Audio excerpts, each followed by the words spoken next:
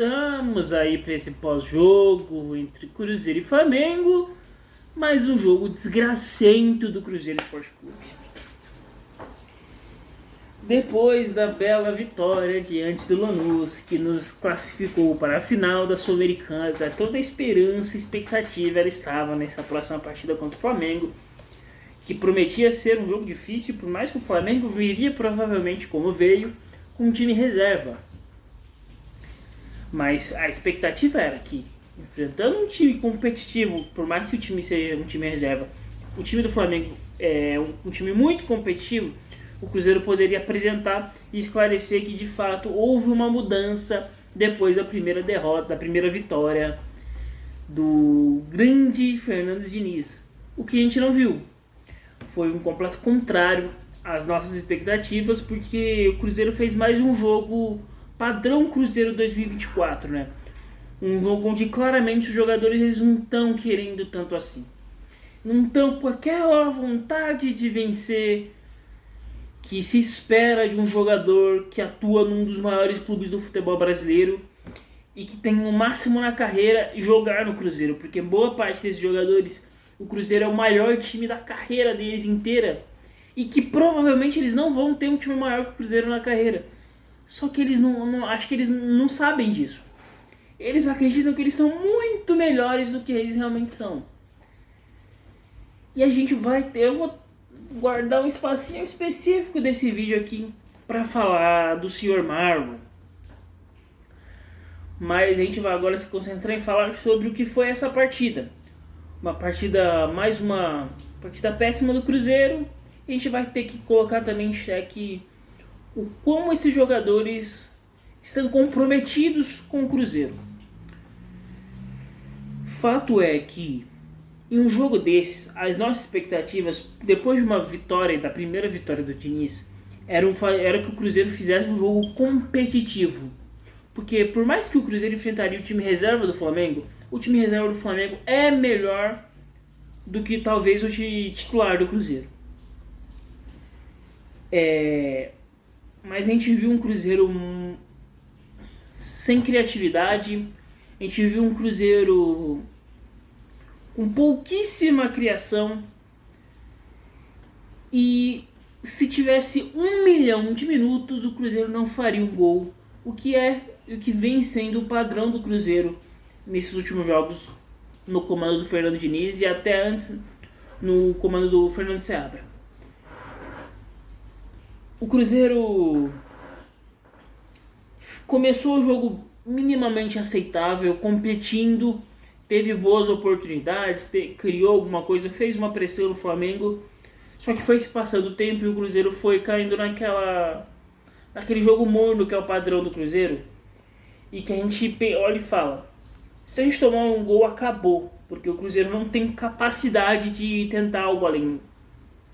E de fato foi exatamente o que aconteceu. O Cruzeiro vinha um jogo equilibrado ali, o Flamengo também não conseguiu criar grandes coisas, só que o Flamengo não tinha responsabilidade nenhuma em vencer esse jogo. O Flamengo estava com o time todo concentrado na decisão da Copa do Brasil, o que é correto. E esse jogo foi um jogo muito mais, se der bom, é bom. Se não der bom também, vida que segue. Mas pro Cruzeiro deveria ser um jogo onde a galera vai olhar e falar, vamos ganhar esse jogo, é importante ganhar do Flamengo. Dá confiança pro resto da temporada, dá confiança pra final da Sul-Americana, mas só que, pra quê, né? Pra quê jogar bem? Pra quê ter vontade de fazer alguma coisa? Não tenho muito o que falar sobre os jogadores, acho que todos foram abaixo, acho que, sei lá, talvez o João Marcelo tenha jogado minimamente bem ali e tal. Acho que o Matheus Henrique fez um jogo decente, mas assim, de resto foi mais do mesmo que a gente já está acostumado, infelizmente, a ver do Cruzeiro. E a gente vai falar especificamente, porque não tem jeito, a partida ela foi determinada por um lance específico, então esse lance específico tem que ser evidenciado nesse vídeo, e tal qual como eu coloquei na capa. Vamos falar um pouco sobre o Marlon. Não só sobre o jogo de ontem do Marlon, mas o Marlon em um todo. E vou pegar também um gancho para falar sobre o elenco, do comprometimento do elenco ou não comprometimento do elenco do Cruzeiro. Porque eu acho que o Marlon exemplifica muito do que é esse sentimento que o torcedor tem pelos jogadores do atual elenco do Cruzeiro. Jogadores muito abaixo, que nunca conseguiram ganhar nada na carreira e que se acham os craques do novo milênio, os superstars do futebol, que não são. O que não são. E o Marlon é um desses grandes exemplos que o Cruzeiro tem hoje. O que o Marlon fez ontem é inadmissível. É inaceitável. Essa postura é inaceitável. Ele comete, aliás, recapitulando todo o lance, né? Porque, enfim, a falha é o destaque maior, mas só que o lance inteiro foi protagonizado pelo Marlon. O Marlon, ele força um passe de maneira absurda. Todo mundo sabia que esse passe não tinha qualquer chance de dar certo. Mesmo assim, o Marlon optou por forçar esse passe. E pasmem, ele errou um passe que todo mundo sabia que seria errado. Ele erra, ele comete a falta e ele se abre de uma maneira bizarra na barreira. Cara, isso não dá. Ele prejudicou o Cruzeiro em vários momentos durante esse campeonato. Tudo que ele fez ano passado, ele enfiou no cu. Porque o que ele faz nesse campeonato é inaceitável, cara. E o cara teve a coragem de questionar o porquê que ele estava sendo reserva. Cara, em que mundo vive o Marlon? Em que planeta vive o Marlon? Cara, a próxima partida, se o Kaique não for titular, o Fernando Diniz está dando um recado muito claro de que você ser um jogador de merda já é suficiente para ser titular do meu time. Ah, mas o Kaique não tá fazendo um ano brilhante. O Kaique é muito mais útil do que o Marlon hoje. Nos dias atuais, o Kaique é muito mais útil. Muito mais útil. Defensivamente não compromete tanto. Ofensivamente tenta, no mínimo, do mesmo nível que o Marlon. O Marlon erra tudo que tenta no ataque. O Kaique pode errar tudo que tenta também. Não comprometendo na defesa, tá ótimo. Enfiando jogos no cu, tá ótimo. Contra o São Paulo, o Marlon fez a merda que fez. Contra o Bahia, fez a merda que fez. Ontem, fez a merda que fez. 9 pontos que poderiam ser ganhos pelo Cruzeiro, porque em todos os jogos o Cruzeiro não seria nem um absurdo o Cruzeiro ganhar todos esses 3 jogos. E ele enfiou no cu. Ele abriu mão de uma vitória do Cruzeiro. Cara, é inadmissível. É inadmissível isso. E assim, ele é um alvo fácil demais pra bater hoje. Porque, cara, tá fazendo merda o ano inteiro. Toda a questão dele reclamar publicamente sobre ser reserva e tudo mais. Ele é um alvo muito fácil. E a gente aqui não vai bater em um alvo muito fácil assim, não. A gente tem que ampliar a nossa mente e olhar para todo o elenco do Cruzeiro. E não só para os jogadores. Para o treinador também, porque tem culpa do treinador. E para a diretoria, que sim, tem culpa dessa diretoria, sim. E a gente não pode eximir ninguém desse momento do Cruzeiro. Eximir culpa de ninguém desse problema atual do Cruzeiro. Da forma que o Cruzeiro joga hoje, exemplifica muitos erros que estão sendo cometidos durante essa temporada. Falar primeiro dos jogadores em específico. O Matheus Pereira. O futebol que o Matheus Pereira tem praticado no Cruzeiro nesses últimos jogos é incompatível com o que ele produziu no começo do ano. Simples. No começo do ano ele era um jogador muito útil. Hoje ele é um jogador a menos no Cruzeiro. Ah, mas só que ele consegue em 2 toques achar alguém na cara do gol. E obviamente o Caio Jorge ia errar o gol que o Matheus Pereira encontrou. Só que a gente não pode ter um jogador que a gente paga o salário que a gente paga pro Matheus Pereira para ele ter lapsos de um bom futebol. Não pode. Ele é o maior salário do Cruzeiro porque ele é o melhor futebol do Cruzeiro. Ele é muito melhor do que qualquer outro que está no Cruzeiro. Só que ele tem lapsos de bom futebol. E isso é muito por falta de comprometimento dele e do elenco inteiro do Cruzeiro Mas nele cai uma parada muito destacável, porque a gente já viu o Matheus Pereira jogando infinitamente mais do que ele está jogando hoje. Infinitamente mais do que ele está jogando hoje. Ele não está comprometido com o Cruzeiro. O time que, enfim, ele falou que salvou a vida dele, vir pro Cruzeiro, pô, ajudou ele pra caralho, não sei o que, ele é torcedor do Cruzeiro. Se ele vier pra não ter comprometimento, pode ir embora, gente. Com todo respeito, pode ir embora. O Cruzeiro é muito maior do que o Matheus Pereira. O Matheus Pereira não tem nada na carreira. Não conquistou nada de relevante. E o Cruzeiro dá a oportunidade dele de ser ídolo de um time fragilizado, de uma torcida fragilizada, que precisa de novos ídolos e que vê nele um torcedor em campo. Cara, dá pra construir uma história maravilhosa entre Matheus Pereira e Cruzeiro. Só que se ele não tiver comprometimento com o Cruzeiro, desculpa, foda-se se é bom, foda-se se vai jogar em outro time, foda-se. Se não tá comprometido com o Cruzeiro, saia do Cruzeiro. É algo muito simples. Não se compromete com o Cruzeiro, saia do Cruzeiro.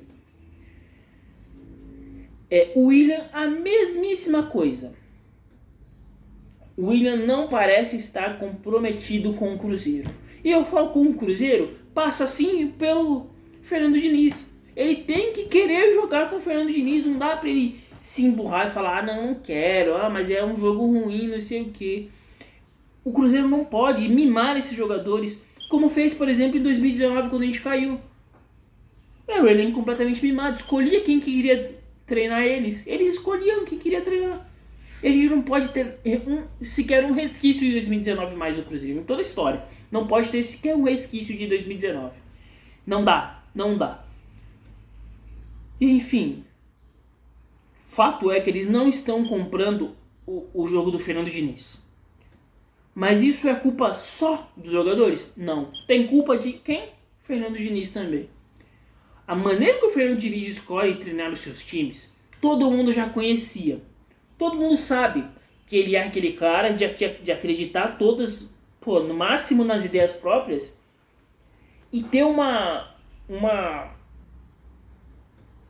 assim, dificilmente ele vai tentar coisas diferentes. Ele tem toda a trajetória dele e tal, e que tem que ser respeitado, campeão da Libertadores. Só que ele é um cara que ele não consegue olhar pro campo e falar, olha, isso aqui não tá dando certo, é bom, é melhor a gente tentar outra coisa. Ele não faz isso, ele não tenta fazer isso.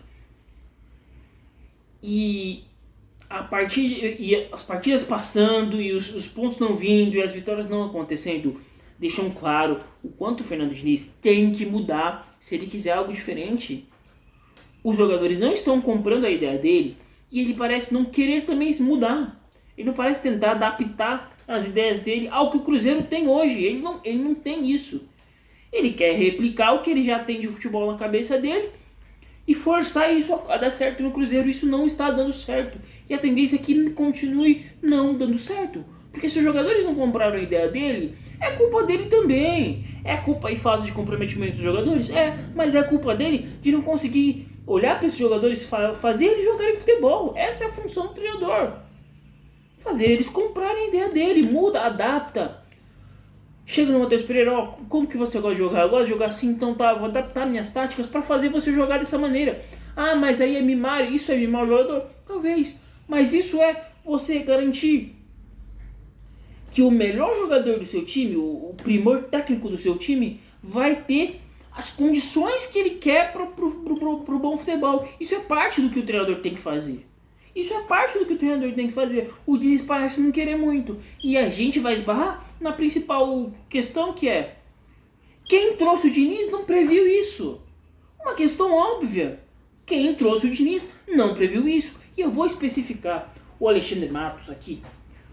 Porque a figura e a forma com que ele escolhe fazer futebol, o Alexandre Matos, é algo que me deixa incomodado e me traz um sinal de alerta pro Matos. Que assim, eu vou destacar um vídeo específico para ele do pós quando acabar a temporada. Eu vou destacar um vídeo específico porque eu acho que a torcida do Cruzeiro ela tem que tomar muito cuidado com a figura do Alexandre Matos. E assim, trouxe o Diniz.